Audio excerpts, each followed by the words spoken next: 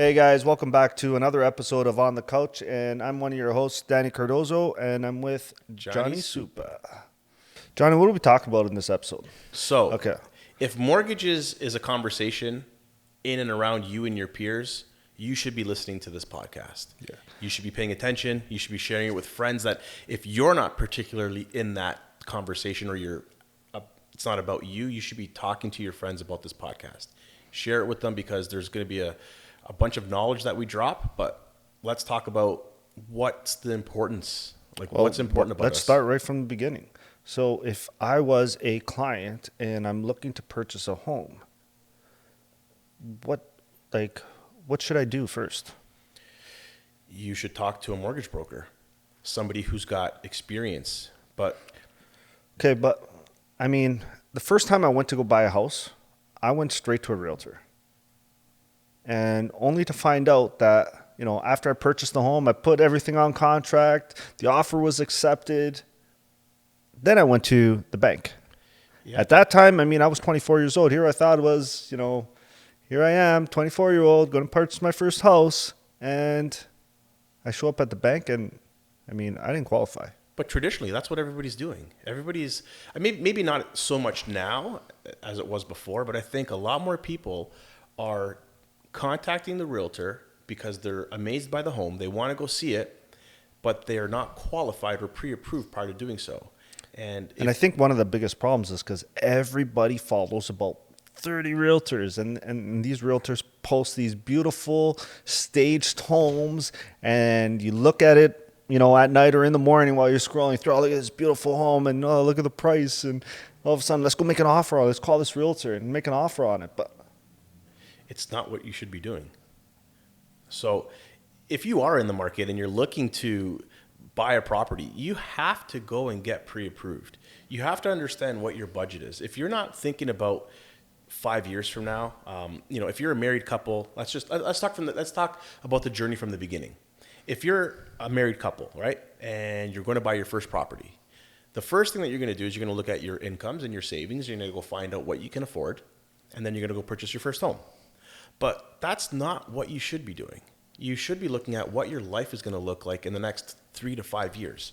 Are you going to have kids? Do you have pets? Do you have cars? These things have to matter. Your commute, all these things matter. But I don't think a lot of people plan for what's coming up ahead. They walk into an institution for the most cases, and they're sold a product. Yeah, they're sold one product. That product gets them the mortgage for the house, and nobody calls them afterwards through the life or the term of that mortgage. So one of the biggest keys, I think, why you should come to people like us, if you can't remember the person, let's just talk in general. Yep. Your last largest transaction, if it wasn't a house, it was probably a car. Yep. If you bought a car and you don't remember what that person's name is, that's a terrible salesperson. Because now they've left zero experience in your mind.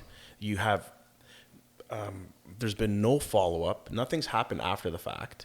So what makes us different is that we're not going to forget about our clients. If you are buying a home and you're coming into our world, we're going to make sure that we're giving you up-to-date knowledge. You're going to get rate updates. If things come down, we're going to help you understand that, hey, if you break your mortgage, it might cost you a buck or two now. We'll look for opportunities for you to save money in the long run. Yeah, but there's too much skepticism out there. So is every mortgage different? Yeah, definitely. Every mortgage is different. Every mortgage is different because every person is different. Every situation is different. Your life decisions that you're making today and what you'll be making in a few years are going to be different. So yeah, it's going to be very different. And what you make today will affect what you do tomorrow. Yep. You guys said that you wanted to start from the beginning, but a lot of people, their beginning is social media. Do you recommend that to be their beginning? You have to. Unfortunately, you have to. Social media is there for a purpose. We're not going to get away from it. It's everybody's first. It's the first place everybody turns in the morning. It's the last place you turn at night. It is statistically proven. But what is social media? Social media is to be social. That is the purpose of social media. I do agree with this to a certain point. If I'm looking to purchase a home or have the thought of purchasing a home, no, going to a mortgage broker and getting your finances straight are definitely by far the first place to go, which I don't think a lot of people do. People, again, scroll through Instagram, find their house, call a realtor, then go figure out their mortgage. Yeah, I don't mean go find your person on Instagram. I mean the information that you're finding is there. Absolutely. Well, first of all, you're listening to this podcast for a reason. You're going to find me on social media. That's the whole purpose of this. So, absolutely. Okay, now what about the people that say, before you even decide to go and buy anything, you should go to your bank first? Now, is that a little off? No, that's like listening to your mom and dad and saying, "Hey, Johnny, make sure that you buy your first car. You have 0 payments and you buy it outright." Like maybe that worked 30, 40 years ago, but things have changed and there's more products out there. You can't do this. You can't do it the same way it was done before. You have alternative solutions. I mean, institutions do about 60% of mortgages currently right now. That number has actually come down a lot now that, mortgage brokers are out there on social media and educating the people. They're starting to see more value in the mortgage broker world, I guess. How does the bank of mom and dad come into effect? It's a big deal because when I first got into business, mom and dad, like first and foremost, mom and dad helped me buy my first home. If it wasn't for my mom and dad, I wouldn't have bought my first property. They wouldn't have given me that, deposit that it was needed to help me get that acquisition. So that was a big deal. So is it relevant now? Absolutely, even more so. But I will say this. When I started in the industry in 2017, 2018, the bank of mom and dad wasn't as deep as it is now. Back then, the houses were worth $850, $900, and they had a mortgage of $300. So they had maybe $200,000 in equity that they could use to help their kids buy a home.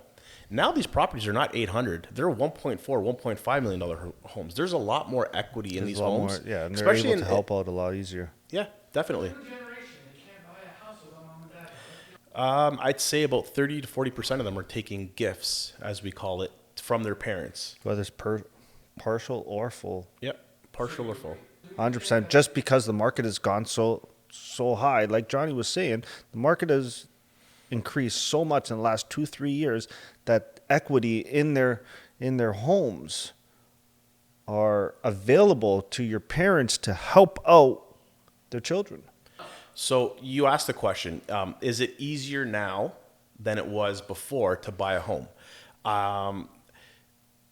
Yes and no. Okay, this is a touchy topic, and I'm going to say it is equivalent because you can earn much more than you ever could before. I think people aren't disciplined as they should be, where, like when I was looking to buy a home, when my wife and I first got married, I'll talk about this. We did what I call it my nunna's remedy. It was dunk your cookies in milk and go to bed and do that every day for 4 months. Okay, maybe now you got to do it for 8 months, but not when many people are willing to sacrifice 8-9 months. Take away all the subscriptions that you're fucking paying for. Take away all the shit that you're paying for and you're doing in the Starbucks and all that stuff. Go to work, come home, stack your paper for 4 months. Between two people making money, you guys will have a significant down payment. And if it's not the down payment, you'll get rid of the debt that's hurting you because you can't qualify. It'll help you save. Help you save. To But create many that down people aren't payment. taking that sacrifice. They're not disciplined to go to work, come home, dunk your cookies in milk, go to work, come home, dunk your cookies in milk, and do that repetitively for 6 to 8 months. You don't need anything. You need gas in your tank and a brown paper lunch bag. That's all you need. So do I put the blame on the generation? No, I put the blame on the individual. It's you who have the choice. You have a choice to choose. I don't think you agree. What do you think about Like, that? No, the individual has a choice. Like that's like saying, do you choose to be positive or negative? That's an individual's choice. You have the choice to choose. You choose your actions. If you choose how you want to spend your money, and sometimes things come out of left field that you can't really expect. So, I mean, let's take that back a little bit. We were trained a certain way by our parents to save, and I don't feel like we were actually taught properly. No, I agree. Because our parents didn't know any better. One of our biggest I mean, things that we talk about here is financial literature, and in high school, how there isn't any, There's none. right? No. These They don't younger understand the importance people, of yeah, credit, no, utilization. They don't understand or what that even means. savings or any of that. No. And they're out, they only go on what their parents have taught them, and the parents all know the old school way of saving, I would say, Yeah. or don't know all the importance of, They didn't teach us properly. Yeah. And my parents didn't know any different. But now, the question is, do you blame the generation? I mean, the individual is the one who's responsible. But if you don't have the right guidance or the education there, then you can't really blame them at full and how's the mindset? Like, the mindset's difficult for the new generation. They wake up in the morning, they turn on their phones, and they see this lavish lifestyle of so and so and so and so and so and so, and we see it every day in their debts that, you know, they contact us and they have all this debt, and they want us to figure out or coach them on how to get rid of it, but they're at Starbucks while doing this Zoom call with us. So here's a twist. And here's a question for our followers and listeners. I am a believer of the more you put on my plate, the harder I will work. Yep. So I have nieces and nephews that are at that 17, 18-year-old age. And I say to them, like, hey, listen, like, if you want that lavish stuff, you got to figure out how to earn to get that. Like, you can't just go put it on a credit card. And I like lavish things. Danny likes lavish things. We all do. And I think that if I want to go get it, I got to work harder. And the ability to do so in this day and age is that much more powerful than it ever has been. You weren't able to be 18 years old and go on the internet and make money. That didn't exist when we were 18. No, you had to leave your house and you had to grind it out. I had to put hours in. Yeah. I was exchanging my time for money. Yeah. Where now it's like you can literally put something out there that's making money while you're sleeping. So there is a lot more opportunity. But if you like to have things, like I tell my son all the time, if you want better than what I have, then you got to do better than what I've done. That's just the way it has to go. You have to do better. And generation, I don't know if this is the right word, generation after generation should surpass. Like, we should do better than what our parents have done. But they have guided us, of course, and assisted us, like gifted money. So, I mean, I don't know, like, is it different now than it was before? To go back to that? Yes and no. So, guys, here I got a bottle of tequila. Now, me and Johnny have grown into enjoying tequila, not putting this on the floor, but actually sipping on it and getting the actual true flavors out of the drink that we're having. Right here, we got a bottle of Los Arango. Ooh. It is a tequila reposado, 35% alcohol.